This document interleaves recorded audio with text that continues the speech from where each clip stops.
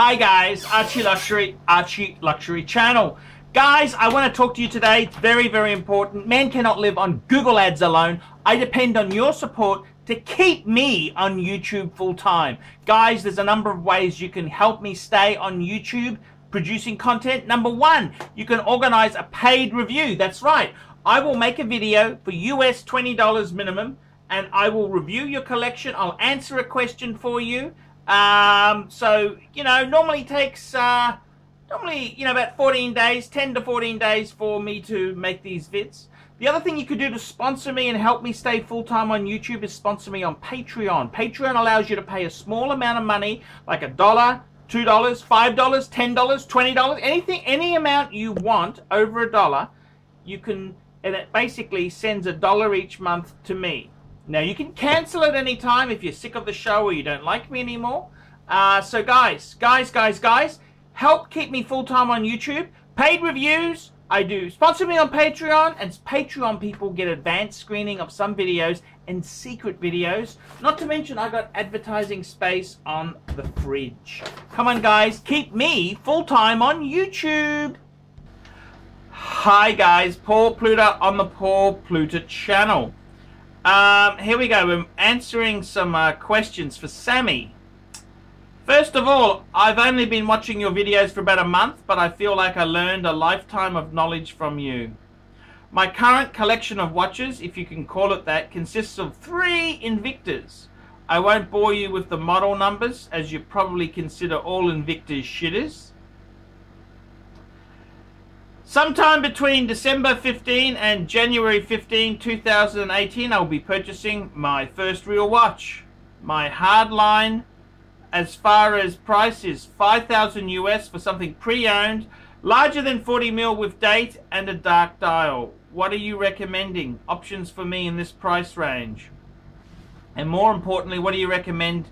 Can you recommend a reputable dealer in Los Angeles, California? Lastly, and I know this is a long shot, but I would like to challenge you to give Tag Heuer another shout. The last few years, they've been putting together some great pieces, like the Carrera Chronograph Automatic 43mm, the 43mm Aqua Racer Automatic, and of course the Monacos. I do understand when it comes to Tag's resale value, it's shit, but if you get a good price on one, new or used, they can provide a lifetime of enjoyment. I guess my point is, bad resale value doesn't mean terrible quality, right? I look forward to seeing my videos soon. Please reply to this message once the video is up. Sammy. P.S. My girlfriend is from Mount Druitt. You crack her up. Mount Druitt, yes. Mount Druitt is a city 50 kilometers from the Sydney CBD. Sydney CBD. It was also the star of Struggle Street on SBS. Yes, Sammy, it's good to know. Yeah, get rid of those Invictas. Absolute shitters. Absolute shitters. Definitely. Look, any good dealers in America there? Look, I'd highly recommend Jewelers on Time. The other thing you could do is, if you jump on Chrono24, there's a lot of good, reputable dealers in America. That's the land. This is probably the least expensive watches in the world. America, that's right. Some really good buys there. Now, what would I buy? $5,000 US. Look, $5,000 US. You want a date and a dark dial. I was going to say Omega Speedmaster, Man on the Moon, but that's no date at all on that one. Look, I would really say I would be looking at Rolex. I'd be looking at Rolex. I think the Explorer 2. I've got the Polar Explorer 2. You can also get that with a black dial. That could be a really good way to go. I reckon that has got some real substance there. I I would have to say some of the Rolexes of late you might want to consider, even though they don't have a date, like a Milgauss. They're quite cool. Explorer 1, very cool. There's some really cool models out there. It's just a matter of having a bit of a... I'd get something modern. I reckon every man needs a Rolex. They need at least one Rolex in their collection. I definitely consider Rolex. I really do think Rolex has got a lot going for it. Maybe a Datejust. Maybe a Datejust. Maybe you can get the Datejust 2. Some of those are filtering through the second-hand market. I would seriously say get a Rolex. Get a Rolex. I reckon just get a Rolex, man. That's what I would be doing. Get a Rolex. Steel Sports Rolex. It's money in the bank. Okay, that's my opinion. Look, with Tag Heuer, look, believe it or not, some of the resale on Tag Heuer isn't terrible. Yes, you go in and pay retail on a ugly model, you lose a bit, but Tag Heuer does have a very strong following. And as you say there, some of the Carrera chronographs I think are really cool. And the Monaco, can't criticize the Monaco at all there. I would say, you know, some great bang per buck pieces are in the Tag range. I wouldn't really want to buy it new, but they've done a lot of interesting things, and the Formula One, they got the Batman, a Batman Formula One, which, let's be honest, there, the Rolex Batman is expensive, whereas the Tag Heuer one is a fraction of the price. Okay, I know it's a Tag Heuer, it's not a Rolex, but the marketing boys at Tag Heuer are pretty switched on.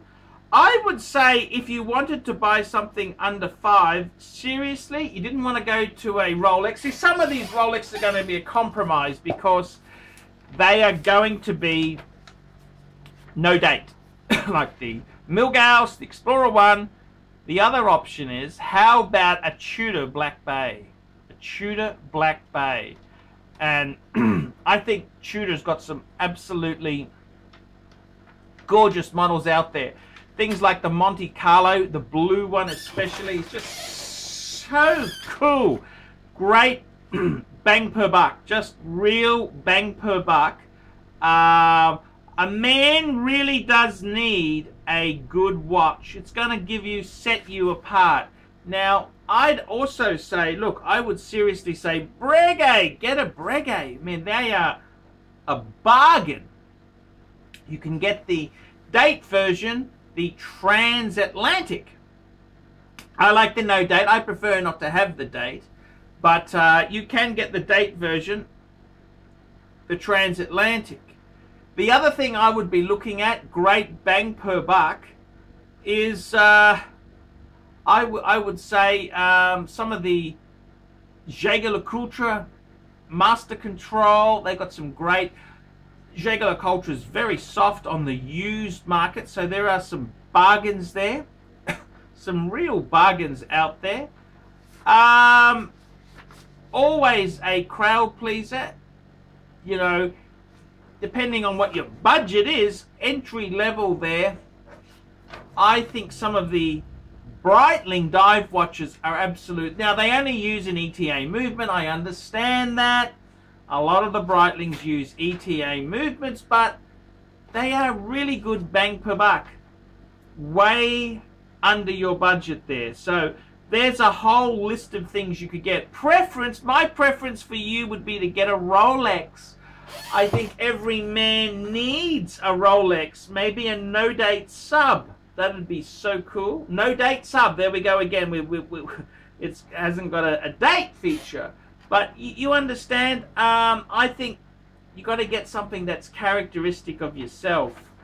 The Tag Heuers, what do I think there? Yeah, look, I think maybe even some IWC. IWCs are very soft. They used to be so much in demand. Now they're softer.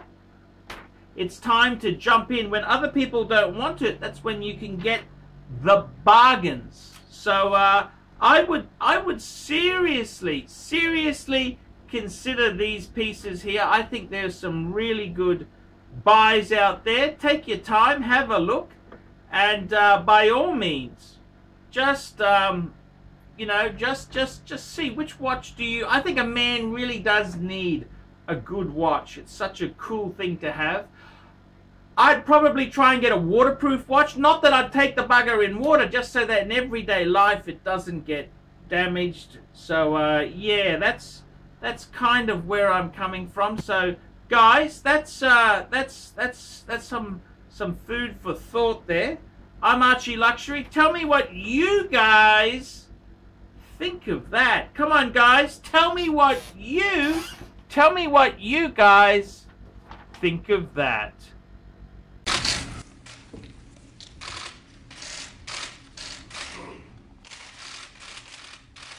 Okay.